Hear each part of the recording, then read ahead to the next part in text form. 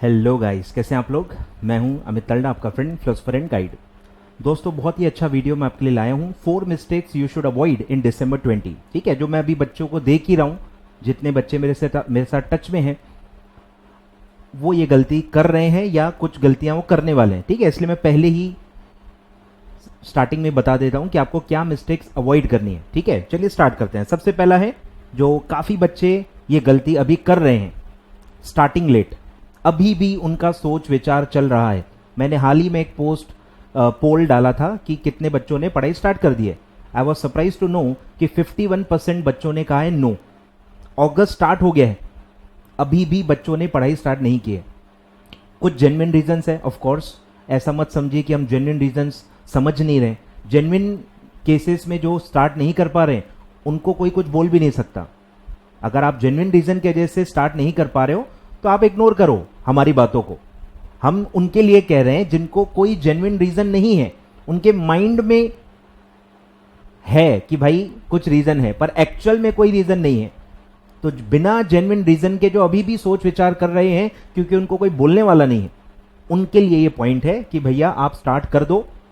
Early start तो आप एक कदम आगे रहेगा, हाफ डन आपने काफी इसमें कहावतें सुनी होंगी। ठीक है, तो सही समय पे स्टार्ट कर देना बहुत ज्यादा जरूरी है कि जितना लेट करोगे उतना आगे के जो स्टेप्स हैं, आगे के क्या स्टेप्स हैं, रिवीजन, राइटिंग प्रैक्टिस, ये सब जो मैं आपको बताने वाला हूं, तो ये सब में आपको टाइम नहीं बचेगा और आपकी फर्स्ट रीडिंग ही कंप्लीट होने में बहुत टाइम लग जाएगा। और फिर अगर आपने राइटिंग प्रैक्टिस नहीं किया और बाकी सब नहीं किया तो फिर आप कॉन्फिडेंट फील नहीं करोगे। तो फटाफट स्टार्ट करो। मैंने आपको पिछले वीडियो में बताया था 1 अगस्त मैंने कट ऑफ डेट आपको दिया था कि 1 अगस्त से आपको पढ़ाई स्टार्ट कर देनी ही चाहिए। आपका एक ग्रुप हो या बोथ ग्रुप हो, कोई फर्क नहीं पड़ता। टाइम अभी आपके पास है ही कम, तो और टाइम वेस्ट ना करें। ये वीडियो देखने के बाद कसम खाएं कि आपको पढ़ाई, ये जिस दिन आप ये वीडियो देख रहे हो उसी दिन से आपको पढ़ाई स्टार्ट कर लेनी है। ठीक है। Second is unplanned study. Start कर लिया पर प्लानिंग किया ही नहीं। कब कौन सा सब्जेक्ट पढ़ना है, कितने आवर्स पढ़ना है, कब खत्म करना है, रिवीजन का क्या करना है। प्लानिंग बहुत ज्यादा जरूरी है। सोचना, अननेसरी सोचना कि भाई एक ग्रुप दूं, 2 ग्रुप दूं, अभी भी बच्चे सोच रहे हैं एक ग्रुप दूं कि 2 ग्रुप दूं, और वो चलते रहेगा। इवन एग्जाम फॉर्म भरने तक भी वो सोचते रहते हैं। अब जब आपका प्लानिंग ही नहीं हुई है कि आप एक ग्रुप दोगे या बोथ ग्रुप दोगे, आप क्या पढ़ाई कर रहे होंगे, गॉड नोस।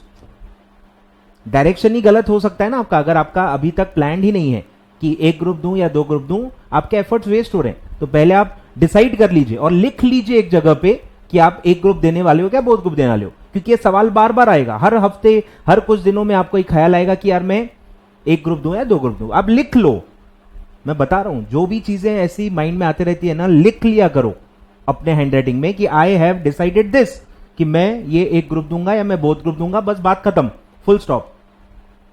और उसके बाद कभी उस पर फिर से सोचने की जरूरत नहीं है, लिख लेना। ठीक है, तो प्लान करके स्टडी करो, कब खत्म करना है, कब रिवीजन करना है, कब क्या करना है, हर चीज का प्रोविजन कर लो। फेस्टिवल्स या कुछ और फंक्शंस होंगे, कुछ और कमिटमेंट्स होंगे, हर चीज के लिए समय रखो और कितना अवेलेबल टाइम है वो देखो, और अवेलेबल टाइम में आप कितना पढ़ोगे, क्या पढ़ोगे, पूरा प्लानिंग करके आपका स्टडी शेड्यूल बन जाना चाहिए।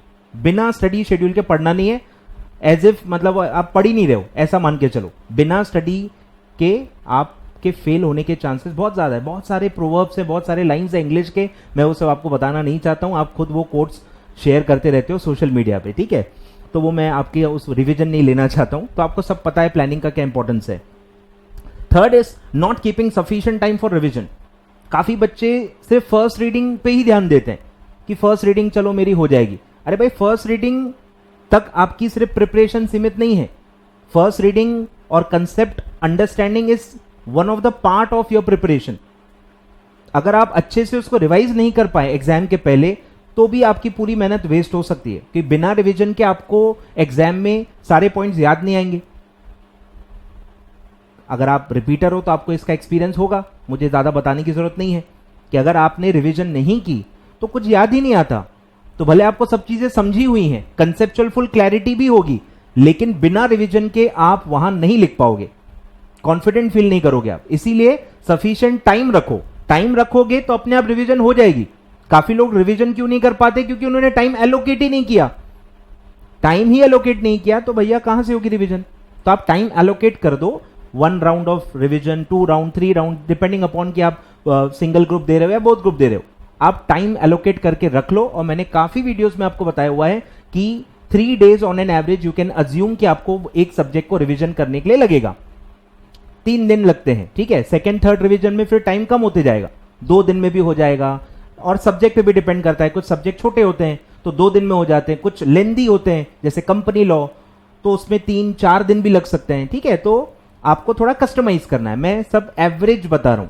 ऑन एन एवरेज 3 दिन लगते हैं, किसी में 2 लगेंगे, किसी में हो सकता है 4 भी लगे, पर ऑन एन एवरेज 3 डेज में आपका एक सब्जेक्ट पूरा अच्छे से रिवाइज होके हो जाना चाहिए, ठीक है। तो रिवीजन के लिए प्रोविजन करो, टाइम रखो सफिशिएंट, काउंट करके प्रॉपर कि कितने दिन क्या होगा, और उतने डेज पहले तक आपको पढ़ाई खत्म कर देनी है, वो आपके लिए टारगेट होना चाहिए। And the fourth is no test और नो राइटिंग प्रैक्टिस। सिर्फ पढ़ने से प्रिपरेशन नहीं होती है। मेरे काफी सारे वीडियोस टेस्ट सीरीज और राइटिंग प्रैक्टिस के ऊपर हैं कि it is one of the most crucial parts of preparation for professional examinations. अगर आपको याद सब है पर वहां लिख नहीं पा रहे हो, क्यों नहीं लिख पा रहे?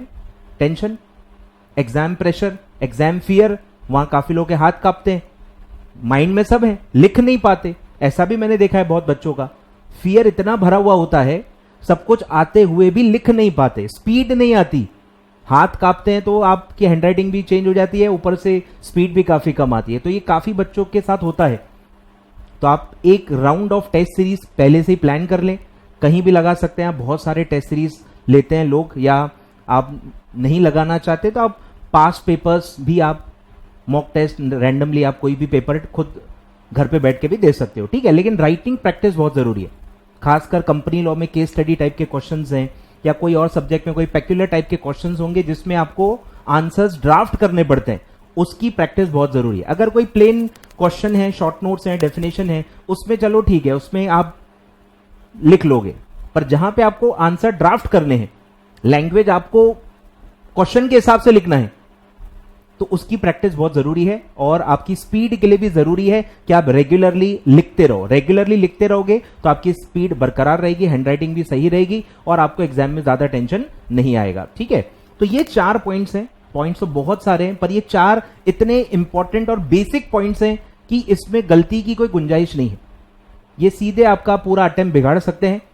और भी बहुत सारे पॉइंट्स हैं, नोट्स को लेके, बुक्स को लेके, बहुत सारा मैं बता सकता हूं, लेकिन मुझे लगा 4 पॉइंट्स ये हैं जो अनअवॉइडेबल हैं और इतने इंपॉर्टेंट हैं कि ये इसमें आपको बिल्कुल भी मिस्टेक नहीं करनी चाहिए, ठीक है। तो आई होप आप इन 4 बातों का ध्यान रखोगे, हर चीज के लिए पहले से प्लान कर लोगे, और इसमें कहीं भी कोई भी आपको प्रॉब्लम जाती है आप डायरेक्टली मुझसे बात कर सकते हैं, ठीक है। व्हाट्सएप पे मैं आपको गाइड करूंगा कि इसमें आपके पास क्या प्रॉब्लम का क्या सॉल्यूशन होना चाहिए, ठीक है। Thank you so much for watching the video.